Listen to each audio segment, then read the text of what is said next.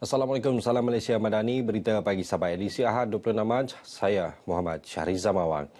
Kementerian Dalam Negeri KDN tidak akan berkompromi dengan mana-mana pegawai dan kaki tangan di bawah agensinya yang tidak berintegriti dalam melaksanakan tugas. Ia susulan tangkapan 5 pegawai Jabatan Imigresen Malaysia Tawau oleh Suruhanjaya Pencegahan Rasuah Malaysia SPRM yang meloloskan 8 pendatang tanpa izin dari lapangan terbang Tawau ke lapangan terbang antarabangsa Kuala Lumpur Terminal 2, 23 Mac lalu. Ketua Setiausaha KDN, Datuk Ruji Ubi menegaskan KDN akan memberi kerjasama sepenuhnya kepada pihak berkuasa, khususnya SPRM dan polis, untuk memastikan perkara sama tidak berulang. Ketiga-tiga JPN, JIM dan juga SPRM, saya memberikan jaminan bahawa kita tidak berkompromi terhadap perkara-perkara yang berkaitan dengan tidak amanah, khususnya sekiranya ada berkaitan dengan keselamatan. JIM dan juga JPN telah saya mohon supaya lakukan sesuatu dalam waktu yang terdekat, khususnya untuk memastikan operasi pihak immigration di airport, pengarah immigration negeri Sabah pun ada, sebab 5 orang yang ditahan ni semua mereka bertugas di airport Tawau. Beliau berkata demikian kepada media selepas menyempurnakan Majlis Penyerahan Projek Pembinaan Pejabat dan Rumah Kediaman Jabatan Pendaftaran Negara JPN Tawau. Sementara itu mengenai projek ini, Datuk Ruji berkata ia mampu mempertingkat kualiti perkhidmatan agar lebih cekap, tepat dan mesra rakyat. Projek pembinaan pejabat dan rumah kediaman JPN ini melibatkan peruntukan berjumlah 20 juta ringgit dan dijangka siap sepenuhnya pada 9 Mac 2024. Ia bakal dilengkapi dengan kuartus kaki tangan, bilik simpan rekod, bilik cetak, kafe dan kemudahan lain. Program Town Hall Internet Kita di Sabah, anjuran Chris Network dan Wisdom Foundation menjadi platform bagi masyarakat sekitar daerah Tamparuli mengutarakan permasalahan capaian internet yang kurang memuaskan di kawasan itu. Ahli Parlimen Tuaran Datuk Seri Panglima Madius Tangau berkata melalui medium itu, pandangan pengguna yang terkesan dengan masalah internet akan diambil kira untuk diutarakan kepada kerajaan. Daripada pandangan-pandangan itu kita akan gunakan untuk berbincang bersama-sama dengan agensi kerajaan bagaimana kita dapat mengambil kira pandangan-pandangan ini untuk mewujudkan dasar-dasar yang baru, ya, khususnya untuk mempertingkatkan, memperbaiki perkhidmatan internet di khususnya di luar bandar lah. Beliau ditemui RTM selepas program Town Hall Internet Kita di Sabah di bangunan Kelab Tamparuli. Penduduk kampung yang ditemui optimis perkongsian cadangan dan idea menerusi program ini dapat membantu mencari penyelesaian. Senang kapita permananku kailah taka dat nunuh apang gunaan kapila internet nunuh it apatot pawon sayon hila na pedahedon doham amuk pasang purut to senang lain haro dahit pino tahak dat kerajaan dat it BWE kah ada gunaan doon dah nga kalaupun harahiri apo kasang purut asenang. Saya percaya pandangan daripada pelbagai tempat, pelbagai pihak itu dapat diambil kira. Dan dengan itu harapan kami sebagai pengguna akhirnya masalah capaian internet di kawasan-kawasan terpencil di Sabah ini dapat diatasi lah. Peserta program turut didedahkan dengan pemerkasaan penggunaan internet, antaranya perkongsian mengenai hak pengguna internet seperti hak mendapat pendidikan, menjana pendapatan, hak untuk bersuara dan penyertaan politik serta hak untuk mendapat maklumat. Seramai 75 penduduk sekitar daerah Tamparuli menyertai program ini.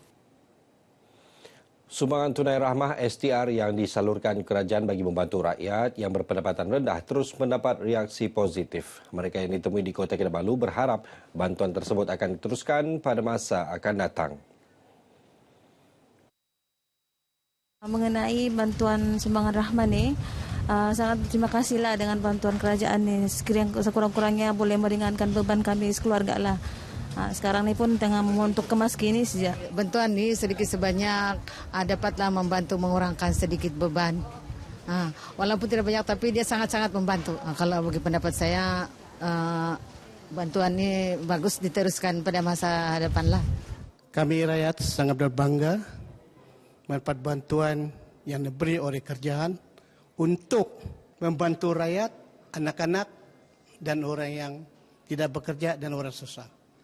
Jadi saya harap agar perkara ini akan berterusan dan berkekalan setiap tahun. Terima kasih kepada kerajaan kerana dapat membantu anak-anak bersekolah dan saya juga tidak bekerja, boleh mengurangkan bebanan. Terima kasihlah. Kalau pandangan saya sebagai bantuan ini memang baiklah juga bantuan ini untuk rakyat kita sabaran. Jadi mohonlah bantuan ini diteruskan bila-bila masalah.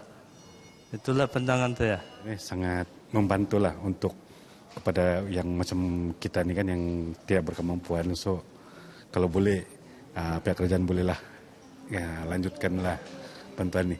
Bagi saya sangat mudah lah. Saya pergi senanglah berdoa bagi bantuan sama saya bila saya macam ada pertanyaan masalah kan. Fasa pertama pembayaran STR telah dibuat pada Januari lalu. Fasa kedua akan dibuat pada April, diikuti fasa ketiga pada Julai dan fasa keempat pada November. Peniaga Bazar Ramadan diingatkan agar sentiasa memastikan aspek kebersihan diri, juadah dan minuman yang dijual di tahap optimum.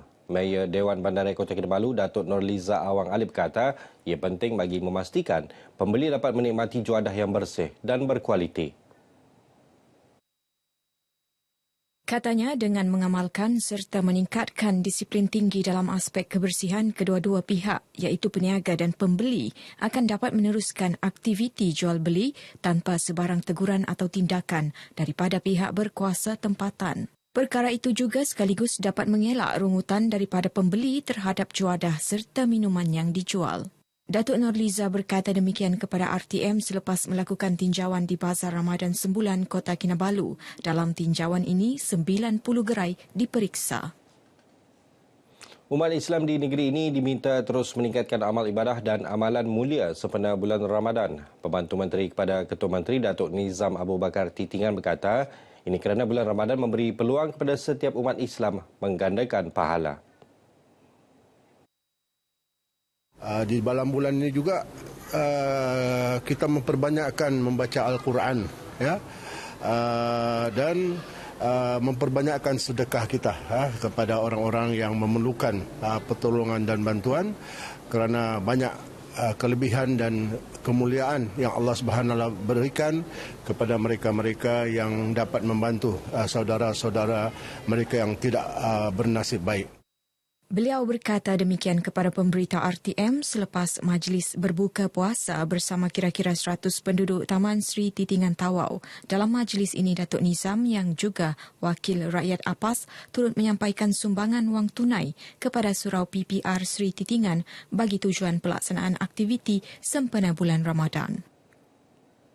Sementara itu, bagi mengimarahkan bulan Ramadan, sebanyak 35 masjid dan surau sekitar daerah Pitas menerima sumbangan wang tunai. Turut diadakan penyediaan sumbangan 2,000 bubur lambuk yang disertai pemimpin akar umbi.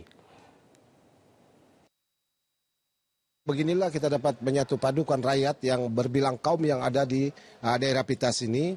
Karena pada saya ini adalah amat-amat penting sekali. Apatah lagi di bulan Ramadan, kita memberi sumbangan sedikit yang ada ini demi untuk rakyat di kawasan N3 Pitas bersama-sama untuk bersama-sama menyambut bulan Ramadan.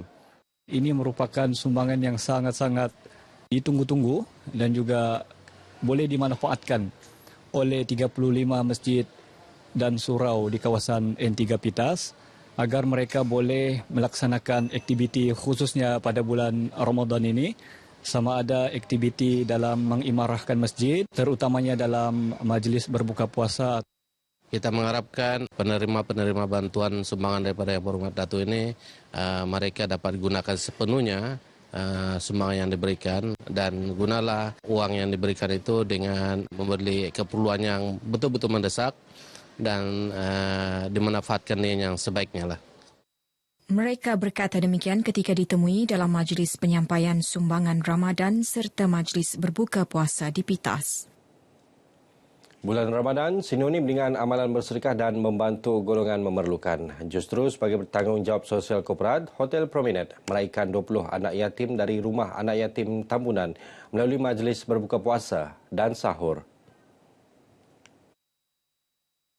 Anak yatim ni biasanya kami setiap tahun hotel ni kami ada buat projek CHR lah. Basically ini Ray Tambunan ialah antara rumah yang kami buat setiap tahun, kecuali tahun-tahun yang ada COVID 2020 sama 2021.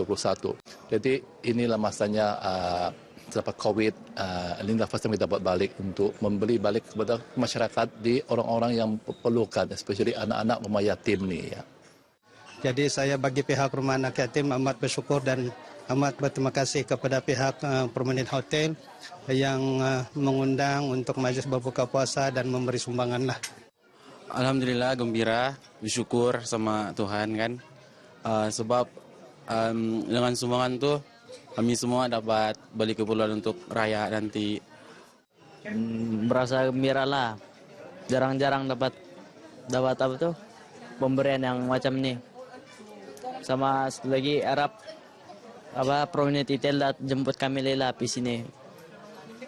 At least barang yang kena bayi tadi itu dat beli barang keperluan kami lah. Anak-anak yatim ini turut diberikan kemudahan penginapan secara percuma selama 1 malam selain menerima sumbangan wang saku bagi menjalani ibadah Ramadan dan persediaan Syawal. Baik, sekian berita pagi Sabah. Terus bersama RTM untuk lebih banyak perkembangan semasa. Saya Muhammad Syahrizam Awang. Salam hormat, Assalamualaikum dan salam Malaysia Madani.